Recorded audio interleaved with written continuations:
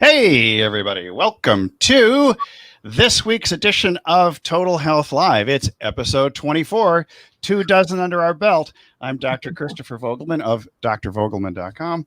And with me, as always, is Monica Klein, the nutritionist to the stars, the COVID queen, and the I one hope who's not a going COVID queen. You're the COVID queen.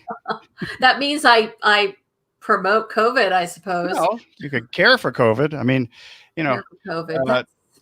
That's cardiologists don't promote heart disease. So care for COVID. Okay, there you go. That's a new way of presenting it. I'm going to prevent dehydration by drinking. So yeah, and today I have a couple of interesting articles that I'd like to go through. Are these about these are articles? Articles. One is written by one's I'm not sure if it's a study, but no, they're articles. One is written by Jeffrey Bland, a famous biochemist extraordinaire who developed is very paramount in nutritional science in anyone's education who's studied this in depth. Yeah, I mean, he was is he still in Gig Harbor? I think so. I've been there a couple of times. That was in the 90s, but I'm pretty sure. And the other one is written by Dina Minnick and PJ Hanaway. And Dina Minnick is also a very highly respected nutritional expert as well. I think she has a PhD in chemistry or biochemistry as well. So we're going to cite some of the, this should not be anything new to you, of course. Can I just sit back and relax? Is that what you're saying? Well, no, we'll discuss it. We'll discuss it. And I don't know, maybe we should even start there. But before we do, we want you to know that we have some exciting news. In August, we are launching a series, an educational series that hopefully will, I was going to say knock your shoes off, but knock your socks off is what we're using. Knock your shoes off. Knock your socks off. You can choose your shoes, but you can knock your socks. Who needs socks when it's 100 degrees outside anyway? But it's going to be an interesting, it's not interesting. It's going to be a fun, informative series, a 3-part series that we're launching starting August 11th. August 11th, 8/11, not 9/11, but you can still remember.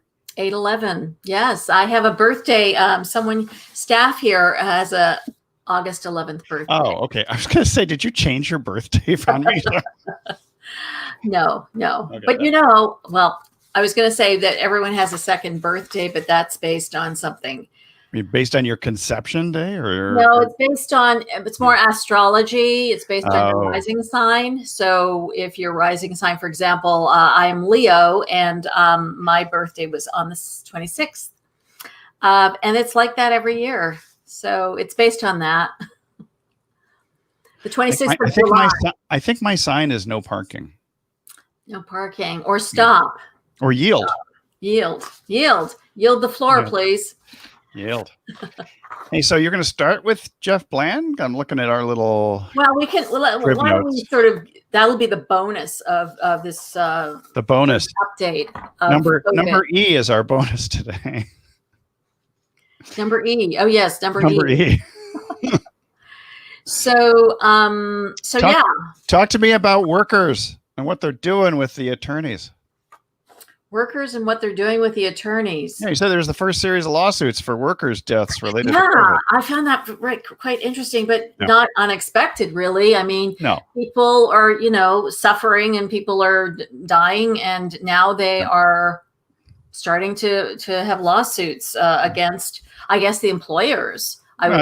Typically because the employers didn't protect the workers. That's the exactly. It's like the whole OSHA thing too, because prior to that, if workers were too close together, if they were exposed to dangerous chemicals or soot or even open flames and things like that, there were always or electricity. For example, there were always cases where the employers, they're always required under OSHA to protect the workers from hazards. And this probably is considered to be a hazard. I would think that this is just the beginning of a lot of different kinds of lawsuits. Unfortunately, I mean, it's, such chaos and such poor leadership, and, it's just been quite something, and it continues to be quite something. Yeah. And even this whole debate with hydrochloroquine and, hydrochloroquine especially, but then remdesivir, they're touting is really helpful.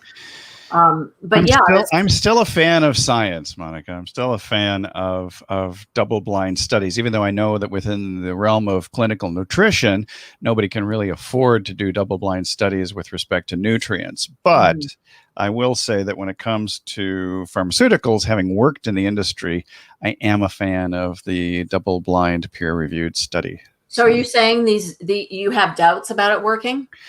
Yeah, of course I have doubts, because I think most of this stuff is anecdotal evidence. And so I will say that I have no doubt that in some cases, if you take some hydroxychloroquine with your azithromycin, with some zinc and with some D and vitamin C, yeah, you probably do have better outcomes. But you can't really market that because of the fact that there are enough malpractice attorneys out there who are going to go against a doctor who gives this to his or her patients, and then the patient doesn't pull through. Yeah. So medicine, I will say allopathic medicine, is indeed protected by things such as double-blind peer-reviewed studies. Mm-hmm. And this is not my this is just reports that I've I'm passing on, that they people who are in the know and people who are scientists are saying that there is they're seeing good results on that. Yeah, well, that's the Ford study, which is a dubious study. So I'm not even going to go into that right now, because there's a lot of problems with the methodology, with the statistics, and with not dealing with the entire issue of placebos. So, well, and we're going to talk a little bit more about what really can help. Let's take away medication. Let's look at what can help. So, I had an interesting thing happen to me. I was making my beautiful salad, and I had my taste. I couldn't taste anything for about a half an hour. And it was like, oh my goodness, because what had happened, a shopper had just brought groceries, like fresh groceries and avocados, these wonderful, beautiful Hass avocados. And I was touching them, and I started peeling, not peeling them, but cutting them up for my salad. And it was, however, just before I did that, I had a piece of mint that one of my husband's caregivers brought from their family garden. And so anyway, it's sort of a cascade of things happening at the same time, but it came back right away after a half an hour. So it was really odd. And I shared it with the nurse that's here, and she's expecting. So of course she was sort of like alarmed, because that's one of the first signs of COVID. And one possible sign, but there are a lot of cases where people haven't lost their sense of taste. I mean, my nephew actually did lose his sense of taste for several days. So so it's more long lasting, in fact, if you have it. So anyway, my taste came back right away, but I thought I was sort of analyzing what had happened, what I should have done differently. And of course, I'm assuming that it had to do with a very strong mint. That can be part of it. Also, any sort of stress that you might be having and worry can help, because you have a whole series of cranial nerves that exit the base of your skull, and any amount of nerve tension can actually cut off the nerve supply to any one of those 12 cranial nerves, including the olfactory sense. And I don't think that's what happened in my situation, because it wasn't anything specific, or sort of a sudden impact of stress that came upon me. I mean, I think most people are dealing with a lot of stress anyway, and I think it was food related. I really do. And so you're COVID free. COVID free. Let it be. COVID free. One of my aides told me that she gets tested every day in a facility that she works in, every week, and so she's had these tests, these nasal swabs, and painful. She said it depends who's doing it, right? Yeah. It's just like a phlebotomist, whoever draws your blood. If you Yeah, find a really exactly. good one, you stick with that one. Exactly. I mean, it's, I saw a real funny, I didn't know she was a comedian. I thought it was really serious because she was driving up and there was an authority, I guess, a healthcare worker who was very official and said, ma'am, I need to roll down your window. I need to swab you. And she kept, I mean, it was kind of hilarious. Again, I thought she was, we've lost your words. What's that? What? She was a little exaggerated. Oh, exaggerate. Okay. And so I thought, well, this must not be real. And of course, she's a comedian. Yes, you can swab the dick, but you probably don't want to have your nose swabbed. No. I think it's for some people, they push a little bit too high, so you think that they're swabbing your brain. So. I have one client who is actually paying $250 for the antibody test, which I feel that should be like not that much money. It's an important thing to know. It's important information to know. No, it's supply and demand, and it's the amount of reagents and laboratory capacity and everything else. So I mean, bottom line is it's once again, it's market pressure creates that kind of a high price. It's unfortunate. Yeah, and we've talked about this before about people not going to the hospital because of fear of COVID. They're afraid. And so what some reports are saying that there's a collateral damage because people are dying because they're not getting the attention that they need, unfortunately.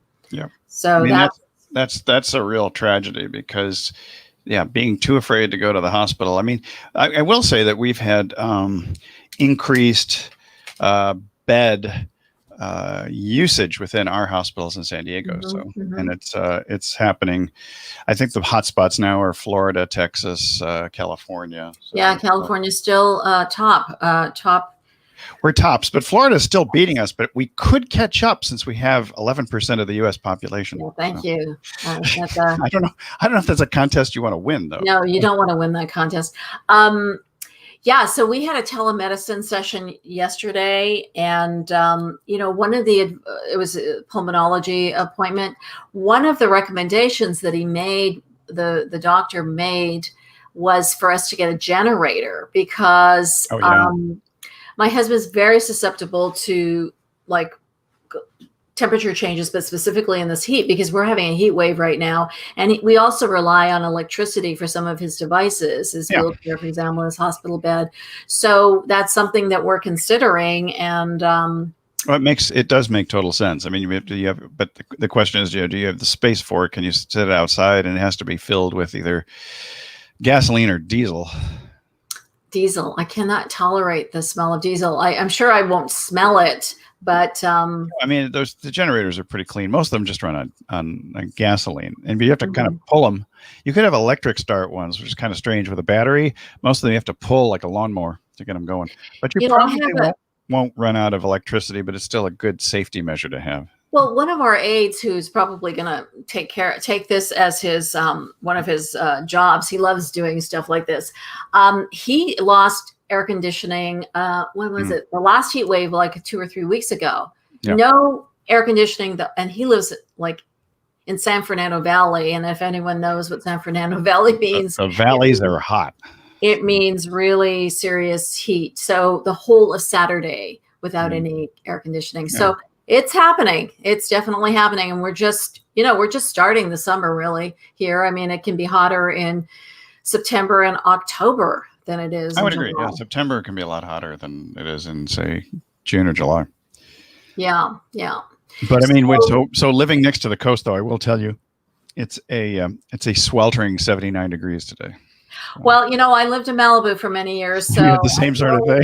I know what that's like, and in fact, just up the road, it's 5 degrees hotter than it is where we are because we have a little bit of reprieve because we're right on a lake here. So I mean, there are microclimates everywhere, which does affect people. But absolutely. I think the idea of having backup electricity, if you have people within your household who are in need of that extra assistance, is a very good idea. I mean, even a nebulizer is really, you need all of that. Yeah. Anything I know nebulizer it. is for breathing. I know it well. My dad used to have the nebulizer for Yeah, the yeah. CHF So stuff. we don't use it that often, but we need to Yeah. have it functioning for sure. Hey, so speaking of functioning, do you have any anti-mask stories of the week to share? Anti-mask. People who are not doing masks. Yeah. Do you?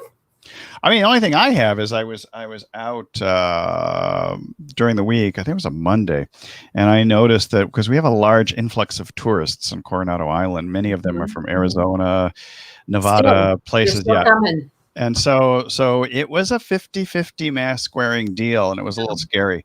And so I just decided to go an extra hour earlier for walking, like 7 instead of 8. And the other thing is to pretty much avoid weekends, including today, Fridays, because the number of people who have decided that they don't want to wear masks no matter what is relatively high. And they do tend to congregate together with loud talking, yelling, and other things as they drink away the day. So alcohol plus no mask equals potential danger. So we could try to stay away from those. Danger. It's not a strange. Well, it is kind of a stranger danger because I don't know these people. And if they did know us, they would be more respectful. But here's the other thing. I mean, I've seen people, on the other hand, during the week, Monday through Thursday, people who are residents riding their bikes with their masks on, runners with their masks on. I don't think that's necessary. I think that's overkill, so to speak. I don't think that's necessary unless. Well, I mean, I understand why it may not be necessary, but I have seen some runners spitting when they reach a certain, number of blocks. I think if they're passing someone by, yes, they should probably just hold it up or something. But there are also surprises around the corner every once in a while too. Yeah, I remember many months ago, I took a walk around my neighborhood and I was like checking the corners because I wasn't wearing my mask, but I had it with me and I was like, okay, I better be prepared for sure. We basically, I've had my mask down on the chin and then suddenly put it back up again because I saw somebody in a pink shirt, this woman coming around the corner, and she jumped, and I thought, okay, well, I guess on the leisurely walks, it's probably a good idea when you're approaching corners to put your mask up so you don't freak out the neighbors. I had an interesting, it's not really a anti-masking story, but our church, we're right next to a Catholic church and school. And a couple of Sundays ago, I was hearing music. I was hearing church music outside, and they were having mass. I actually went on their website right away. They were having mass 8, 10, and 12 in the morning. Was it Sunday mask? It was I was an anti-masser that day. You're an anti-masker? So you went to church without a mask? Anti-masser. Masser. Masser. Don't say massa. That gets into the whole sort of. I'll just do the punning with you as well. Anyway, so I called them up right away. I said, please, can we at least have some peace? I think it's difficult because so many people are home and they're so like feeling caged, I think. And it's like, there's a high irritability factor for sure. So anyway, I called and I said, please, could you start your masses a little bit later at Sunday? Could I please have some peace? So the following Sunday, there was hardly any sound. And I got a call from Father Jim. And he said they can't stop the mass schedule, but they're not amplifying because it was outside, of course. These masses were outside, not in the building. So they're not doing amplification and they're not doing the church music. And I thought, God bless you. Wow, that was really, really wonderful. Yes, exactly. Were you raised Catholic? No, my mother was Roman Catholic, but we went to Protestant churches. So. Yeah, we did too. Protestant, Lutheran. Were you Lutheran? No. No. But my mother, but the main cathedral, the Fraukirche in the middle of Dresden, which was significantly bombed in World War II, that one was changed from a Catholic church to a Lutheran church. And I believe my grandfather got the family converted to Lutheranism once the church building itself had converted because they just didn't want to change facilities. So it was out of convenience. I think it was convenience, actually. Yeah. Catholic, Protestant, instant. Instant Well, it Protestant. is kind of Just all add- the same in some ways, of course, you same well, God. Yeah, it's instant Protestant. Just add holy water. So, Yes, just add holy water for sure. all right. So Holy. you started up talking about the pandemic within a pandemic by Jeff Bland. So Jeff Bland wrote an article in June 26th, and he was talking about the pandemic within a pandemic, meaning what he was writing about is that the pandemic is really, the initial pandemic is really health, people's inability to have, or lack of health, the increased metabolic syndrome that people have, which includes high cholesterol, high blood pressure, well, not necessarily high blood pressure, but high cholesterol, high triglycerides, diabetes, which is diabetes and obesity, together, the word. So it's as opposed to those people who are thin as a rail and still diabetics. So. Yes. I mean, even they are vulnerable because they do have an illness. So it's the pandemic within the pandemic, meaning that what can we do so we are not vulnerable? I think it's the precursor to the pandemic, or the pre-pandemic pandemic. Well, what he said, so why, and then he talks a lot about diet, right? Vegetables and fruits contain a class of nutrients called phytochemicals, and they play important dietary roles in reducing comorbidities associated with metabolic syndrome. Metabolic syndrome, of course, is pre-diabetic. Just so that's clear. So phytochemicals such as flavonoid, quercetin, which I have, no, that's NAC, which I have right here, quercetin, very beneficial for... Of quercetin, you have it. Quercetin and bromelain, very beneficial for helping. Actually, it says right here, a recent study evaluated how quercetin and vitamin D may contribute to the mitigation of COVID-19 through their impact on the immune system and the reduction of chronic inflammation. So forget about hydrochloroquine and everything else. I mean, this is dietary first and foremost will really, as he says, mitigate COVID-19. Or at least ameliorate some of the symptoms, reduce symptoms. And he says improved physical fitness, reduction in obesity, increased quality of sleep. Of course, all the things we've been talking about, these 24 episodes, you would increase your immunity and decrease the viral infection load.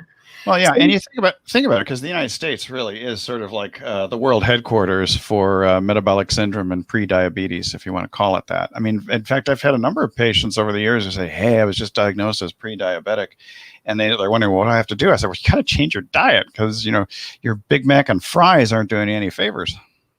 Yeah.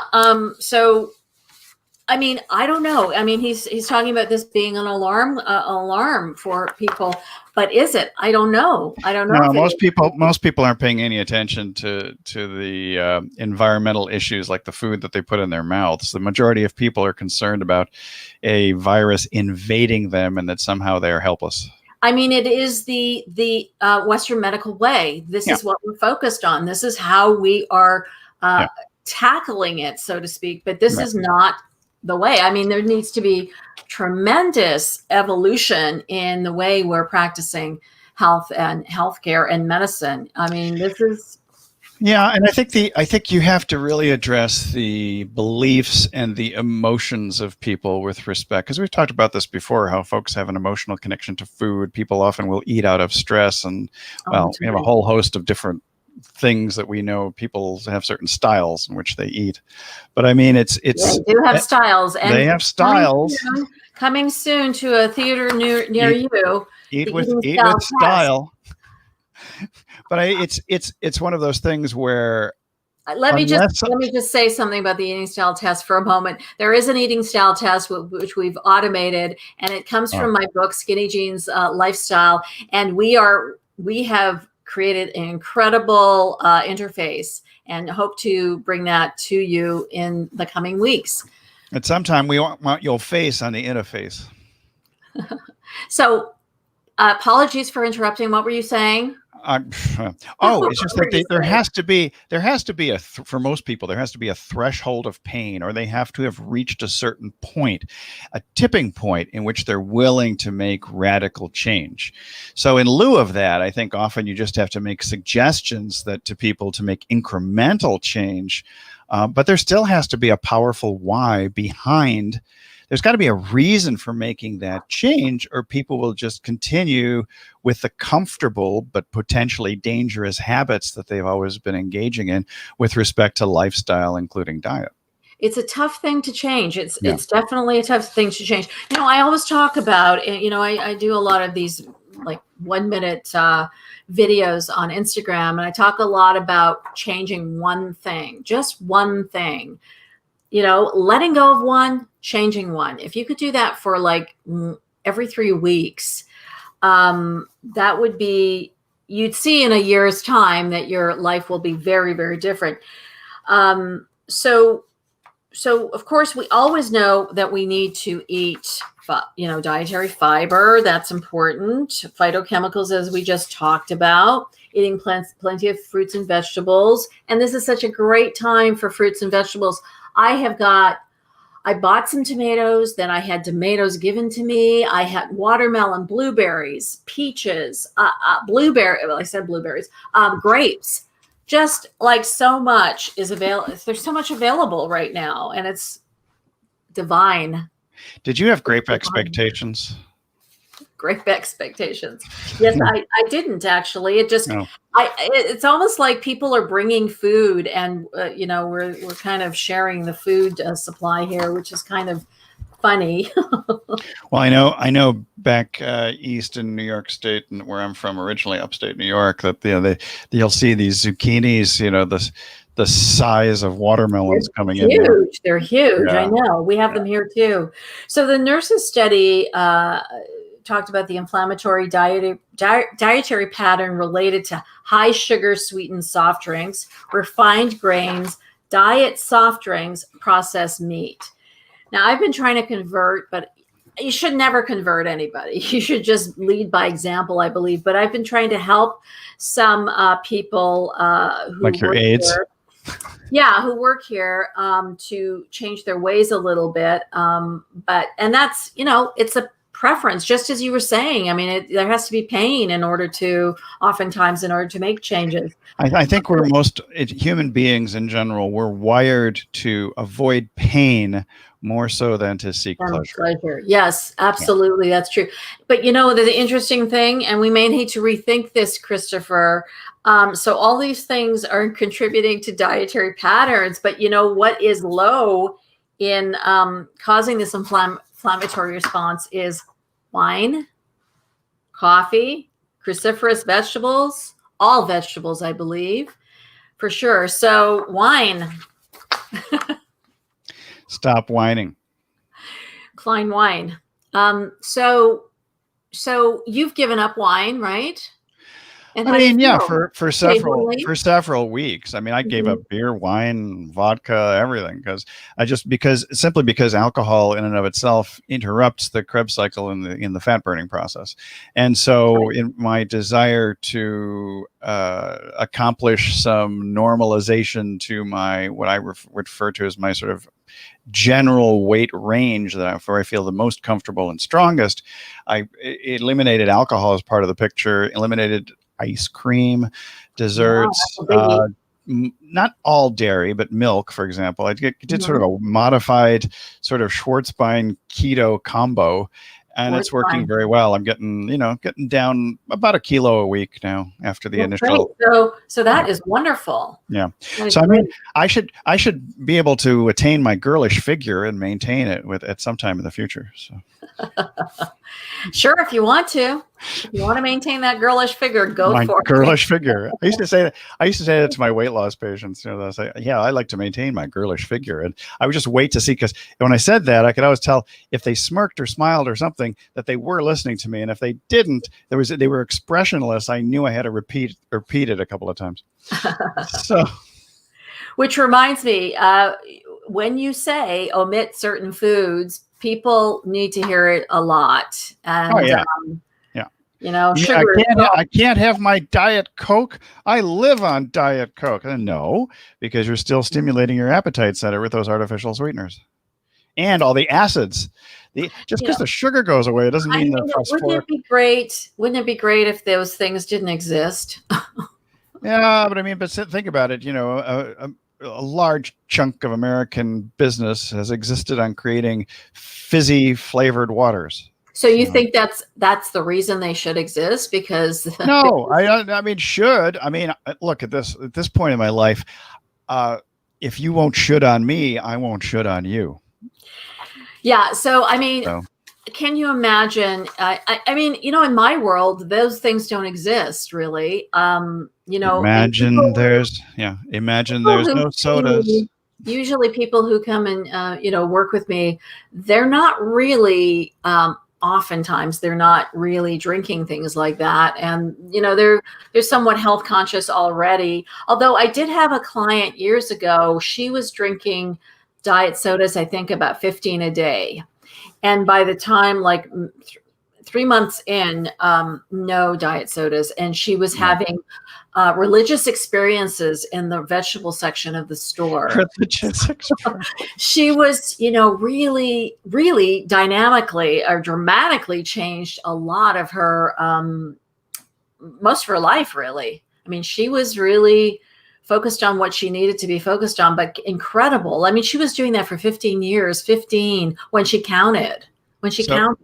So was she then subsequently worshiping at the Holy Church of the Big Chewy?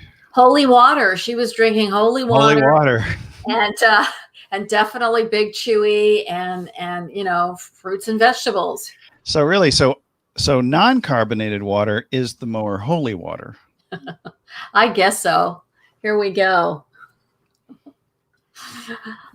Hey, so you said something about what have you've done that because I'm not Catholic, I shouldn't do that. Did you do any health regime changes? Well, I consider myself almost an honorary Catholic, so. Oh yes, you are.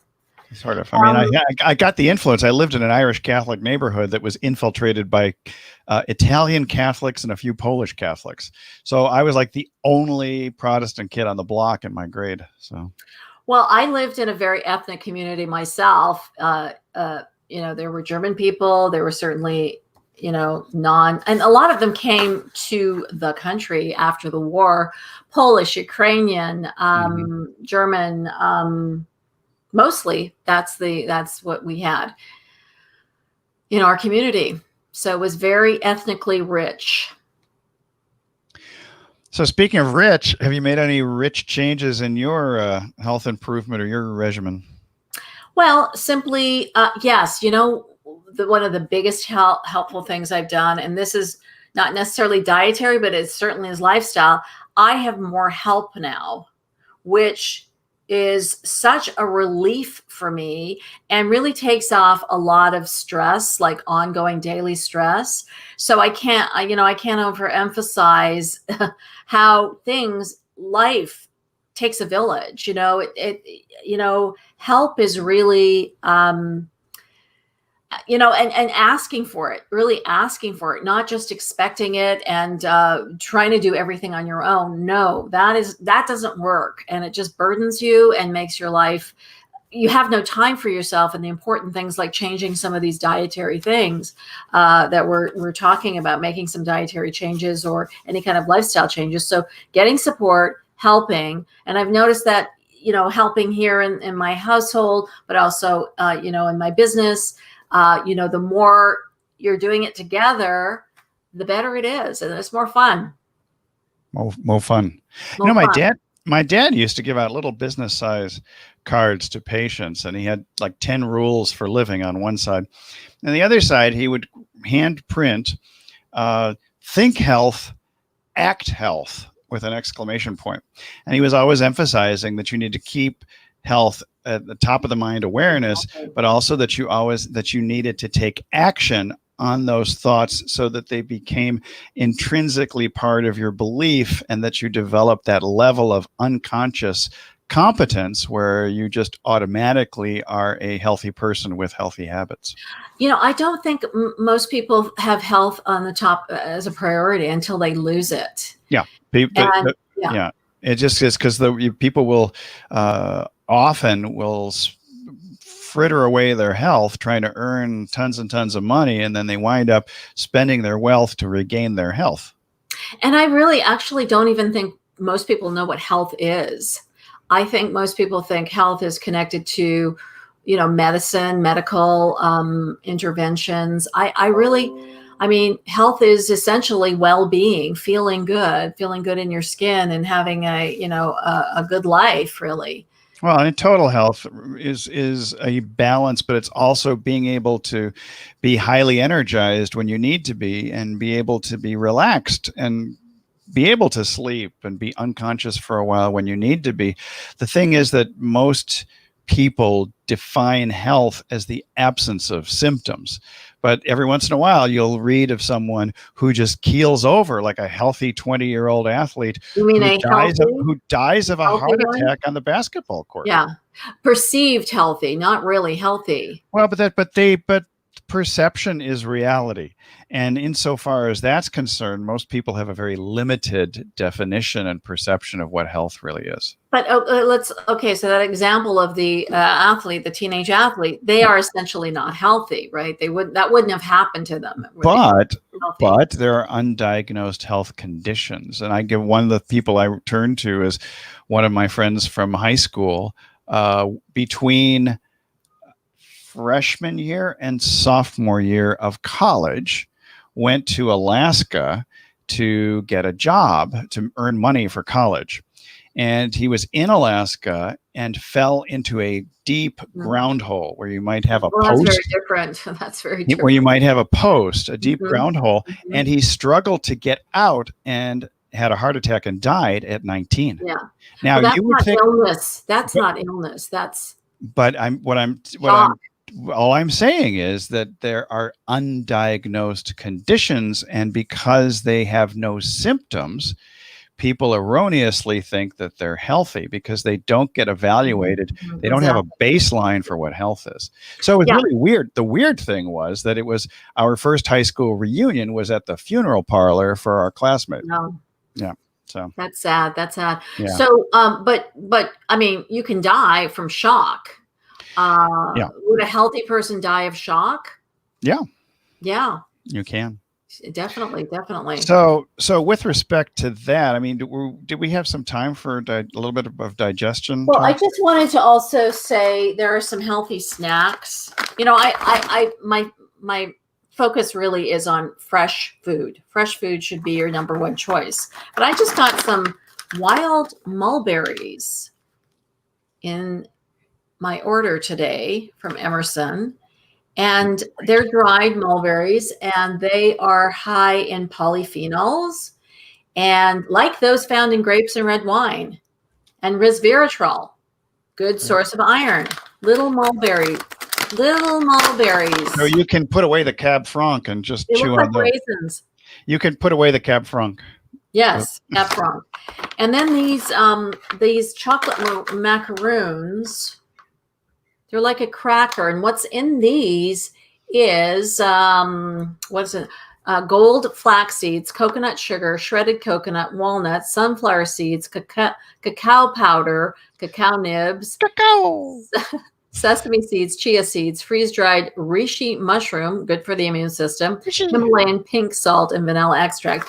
And they're not sweet. They're not terribly sweet. So and then you don't need a lot, because what happens is if it's really sweet, really salty, you just keep eating it and eating it. Whereas this, you only need a little bit. It's less addictive, and it's a nice little healthy snack for sure.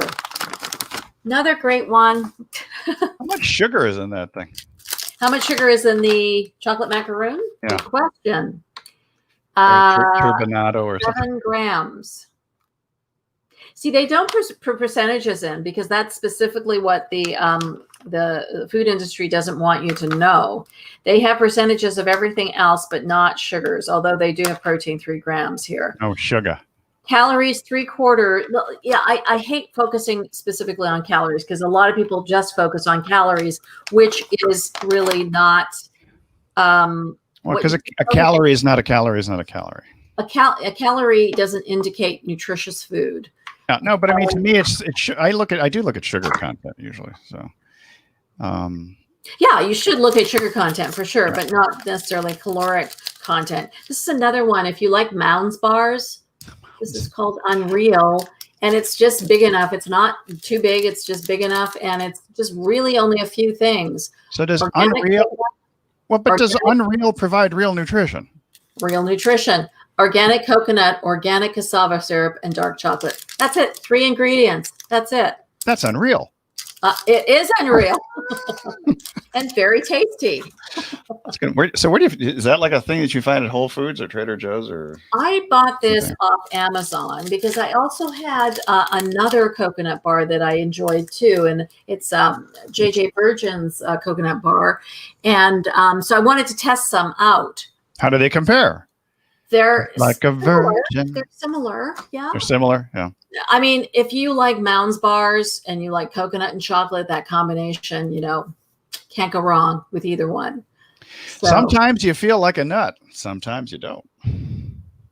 Yeah. So it's got monolaurin in it, which is good for your immune system. Coconut has. And so this one was it was chocolate, not coconut macaroon. So I just wanted to, do a little bit of show and tell with some other snack ideas, Yeah, you didn't show like an organic chicken or something like here's my organic chicken. Check them out. Maybe next time. I'll bring Chewy and the organic chicken. I really think a kid's book would be great. The Adventures of Big Chewy. So I think that's going to be one of our next projects. But right now we've got a huge project that we're in development of. And again, we're going to spill the beans. Well, we're going to share it all. Create suspense. August 11th. So stay tuned. We're going to talk about it a little bit more every week before then and during, and we'll probably do a couple of Facebook Lives about this this new launch, and it will be revealed soon. Such a tease. Sizzle. Sell the sizzle, not the steak.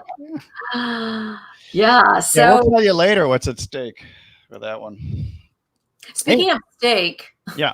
What about it? How are we doing for time? Oh, we're almost done. I think we're rounding up the hour here. I mean, we're 45 minutes in, so I think we should probably just one more thing. I mean, summertime, people are wanting to barbecue and use dry high heat, which really increases oxidation of the food. So it's better to slow steam fresh rather than using dry or high heat. So how do you sear your steak if you go slow? You could grill it. Yeah, that's what I'm saying. I throw it on the grill and I sear it for a little bit and sear the other side to seal in the marvelous. Every once in a while. But if you're doing it all the time, a lot of these things, if you're doing it all the time, it's not going to be a healthy thing for you. The summer we're probably doing once every 2 or 3 weeks, so I'm not too worried about it. Yeah. I think the likelihood of my getting sufficient carcinogens to get cancer is pretty low. So. By the way, foods that are highest in antioxidants: spices, herbs, nuts, seeds, chocolate, and vegetables. Spices I consider most spices are high in antioxidants. But in the study, they found cloves, oregano, ginger, cinnamon, turmeric, dried basil, and ground mustard. And here again, red wine and brewed coffee were included in this. They were in the top. What was the last one? Red wine and brewed coffee. Brewed coffee, yes. I like to brew it over my coffee. Yeah, and of course, there's less caffeine if you have espresso than in brewed coffee. So, espresso yourself. So that is pretty much what we have today. Wrap it up, Buttercup. I'm trying to learn how to use this. Yeah. Remember, time. Have a good time now. Now, Brand.